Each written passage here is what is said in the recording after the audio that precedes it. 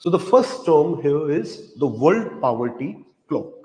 So as you can see in the notes, it is a tool that provides the real-time estimate. So basically, there is an institute in Germany which maintains a world poverty clock. Okay. Now, in examination, question can actually come on that institute as well. So the institute name, for example, is the Federal Ministry of Economic Cooperation and Development of Germany. Okay, and it is International Fund for Agriculture Development.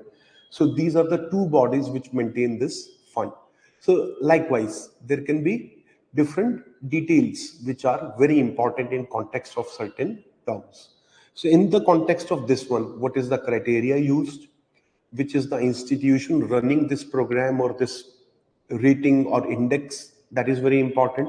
And what is other methodology used, or what is the status according to India, accorded to India, is the key here. So in this case, this is a tool which measures the extreme poverty, that how quickly we are moving to the eradication of extreme poverty. The target is to reduce world poverty to 3% of the population by 2030. So the target is 2030 and to reduce world poverty to 3% of population. This is the information that you have to remember. Okay, question is more likely to come into these facts or the institutions which are maintaining it. Okay, so that also I have mentioned. So for example, I'll repeat: International Fund for Agriculture Development. Similarly, the Federal Ministry of Economic Cooperation and Development of Germany. Now, you do not have to remember these long names specifically. You just have to be able to recognize them in examination. Okay, remembering all such institutions, long list is actually very difficult, and even after memorizing them, things can get wrong. But this is an area where you have to do some hard work, you have to do some repetition and practice, and you can get it correct. And you do not have to by heart them to reproduce them. You do not have to reproduce. You should just be able to recognize them by looking at them. Okay, so that is the idea behind that. Okay, so 3% poverty by 2030, institutions, and the criteria of extreme poverty is $2.15 per day. The population which is living below is considered extreme poor. So these are all the core ideas that you need to remember about World Poverty Clock. Now, what was the context?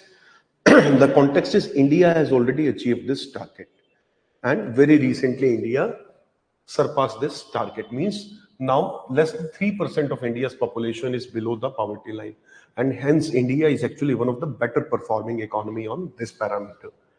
And what is the impact? Of course, it shows that India is able to alleviate poverty. It vindicates the stance given by IMF, the World Bank, which are also saying something similar. And it almost settles the poverty detail once again. Okay. And it also talks about the success of our programs, and similarly the speed with which we are moving to the SDG, because this is ultimately the SDG target. So these are certain things you need to remember. So you know the term, that is fine, but what are all the aspects you need to know about the term is also very important, which I've tried to cover here. So this, there